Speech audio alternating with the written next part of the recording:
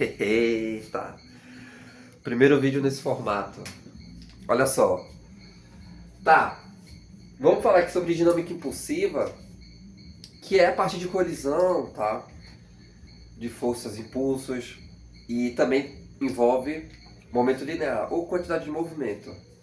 Seguinte, nessa parte aqui, vamos estudar, analisar esse caso aqui, que é bem comum, tá? É importante saber, que é o seguinte. Calcular a intensidade da força de contato que a bolinha, que é a partícula de massa m, recebe ao colidir com o solo e quicar, beleza? Certo. Quando a gente lida com aquelas situações, lá em leis de Newton, que a gente tem um bloco de massa m, aqui, né? Qual é a força de contato? O peso. Vai ter o peso, né? A força que ele recebe, que também ele exerce no chão, vai ser igual ao peso, m vezes g. Mas, e aqui? Vai ser igual ao peso também? Não. Vamos lá. Quais informações que a gente precisa? Vamos dizer que ele está vindo aqui com uma velocidade v1, tá? E vai sair com a velocidade v2, de módulo v2. Tá, vamos colocar aqui também, a gente vai precisar da linha de impacto. A linha de impacto, tá certo? Na verdade, não. Na verdade, não precisa. Só se eu fosse usar o coeficiente de restituição. Para eu usar o coeficiente de restituição, eu teria que saber relacionar com choque elástico, parcialmente elástico, inelástico. Não vai precisar, tá? Mas vou precisar desse ângulo aqui. Eu não sei nem porque que eu apaguei, tô nervoso, tá vendo? Primeiro vídeo que eu faço. Vamos dizer que ele incide, tá? Com o ângulo θ e rebate fazendo ângulo alfa com a vertical, tá? Seguinte, não, vou fazer melhor. Eu vou dizer que para facilitar aqui, eu vou dar o ângulo que ele faz com a horizontal, tá? É o seguinte, como é que a gente calcula a intensidade dessa força normal que ele recebe nessa colisão? Primeiro de tudo, essa força ela é variável, tá? Por quê? A bola aqui, quando ela colide, conforme ela vai batendo, ela vai se deformando, tá? Ela vai se deformando e depois sobe, né? Então, quando ela colide, então a força, ela vai se deformando, o corpo todo, pela plasticidade, né?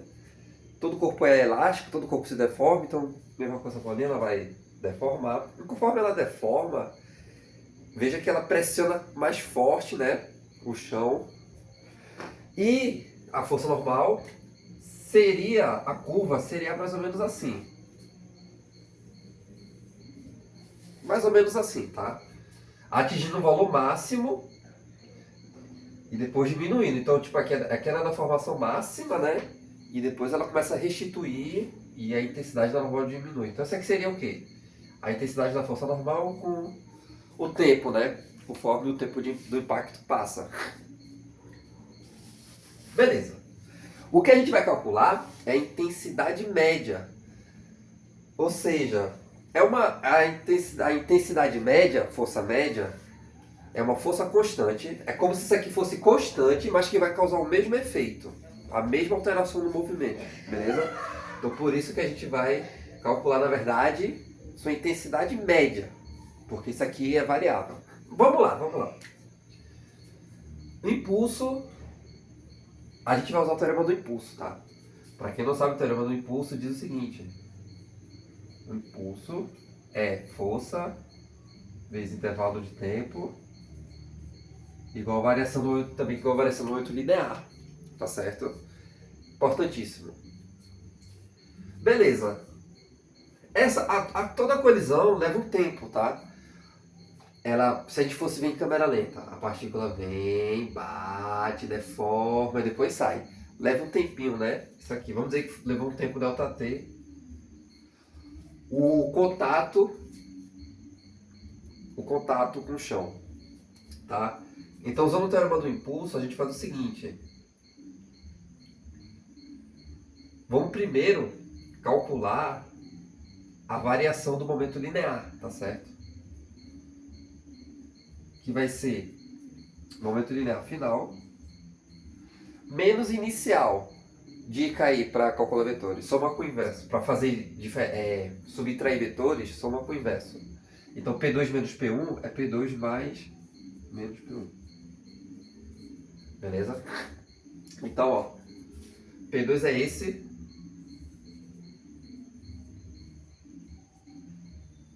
Que faz um ângulo. Por isso que eu coloquei com horizontal, tá? Alfa com horizontal. P1 tá pra cá, né? Nessa direção. Beleza. Mas na verdade eu vou somar com o inverso, tá? Então, fica menos. P1. Mantenho o módulo, tá? A direção, só muda o sentido. E pronto. Já está pronto para se somar o vetor resultante. É esse. Então, esse vetor é a variação que também corresponde ao impulso, que corresponde também à força vezes intervalo de tempo. Essa força aqui é a força de contato. Beleza. Aí aqui a gente pode usar a lei dos cossenos, tá? Fica o seguinte. Vamos fazer em módulo, tá? Então, o módulo disso é igual ao módulo disso. Vai ser o módulo disso. Isso aqui é escalar, é positivo, então não precisa. E isso aqui é justamente a normal, tá? A força de contato. Então, eu tenho que, fazendo aqui todo o processo, vê bem, lei dos cossenos. Isso ao quadrado é igual a esse ao quadrado mais esse ao quadrado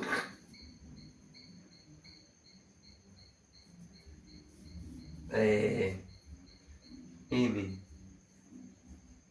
v2 ao quadrado mais mv1 ao quadrado menos 2 vezes mv1 mv2 cosseno alfa mais θ. Pronto. Eita, pera aí. Aí.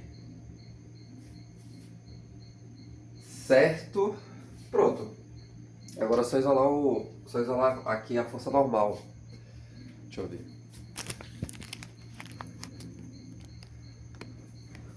Aí. Bom, vai ficar. Deixa eu ver aqui. Dá pra ver?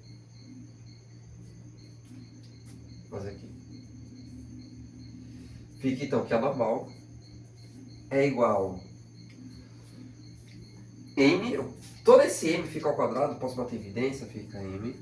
Raiz quadrada de v1 ao quadrado mais v2 ao quadrado menos 2 vezes v1, v2, cosseno alfa mais θ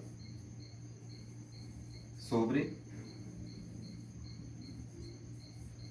ΔT. E essa é a força média de contato, tá? Essa é a força média. Teria outra forma. Aqui eu fiz geral, né? Mas eu poderia separar as componentes da seguinte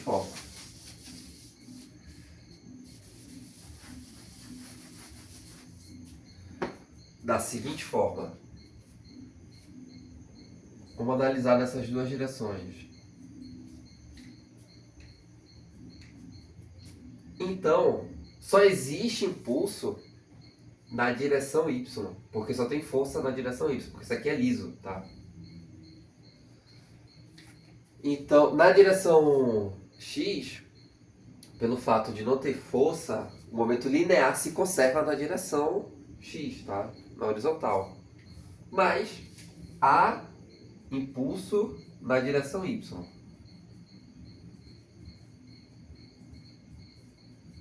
Tá certo? A gente vai só analisar a componente y agora. A força que atua é a normal. Variação do y final, que é essa componente, né? A gente vai decompor. M V2 seno alfa menos, porque aqui está no sentido, tá para baixo, né? Sentido contrário, então fica menos M V1 seno teta.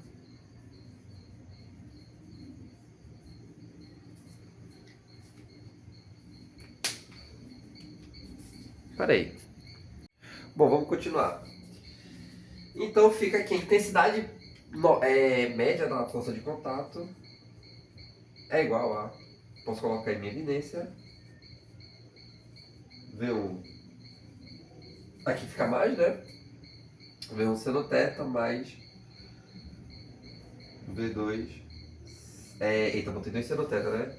É alfa. É meu primeiro vídeo, calma. V1 seno teta mais V2 seno alfa. Show? Dividido pelo intervalo de tempo. O torto, mas é isso aí. Beleza. Aí agora você está se perguntando. Deu diferente, né, da sua expressão. Tá. Se você desenvolvesse aquilo ali, lembra que tinha um seno alfa mais teta no meio ali da raiz? Desenvolve isso aqui. Você vai desenvolver, chega aqui, tá? Aí você se pergunta, sim, mas qual é o jeito certo? Os dois. Qual é o jeito que você tem que aprender? Os dois. Eu não ia mostrar um jeito fácil primeiro para depois mostrar um difícil, né? Claro que vou mostrar um mais trabalhoso e outro mais simples. É bom saber os dois. Tá certo? Aqui foi por decomposição, ali eu fiz um caso geral, sem decompor. Beleza, só houve impulso aqui, tá? Na direção Y. Não teve na direção X. E eu posso dizer aqui que, ó, MV1 cosseno teta, MV2 cosseno alfa, tá? É uma igualdade válida. Se conservou, tá? Não variou. Houve impulso porque houve uma força normal. Outra coisa interessante sobre essa força aqui, sobre esse assunto, é que naquela minha diagramação dos vetores,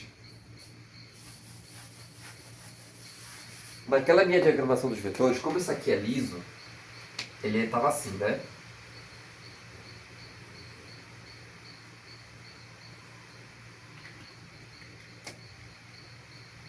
Isso é vertical. Aqui é vertical. Por quê? O impulso tem mesmo sentido que o vetor da força, aqui tem mesmo sentido que o módulo da variação, tá certo?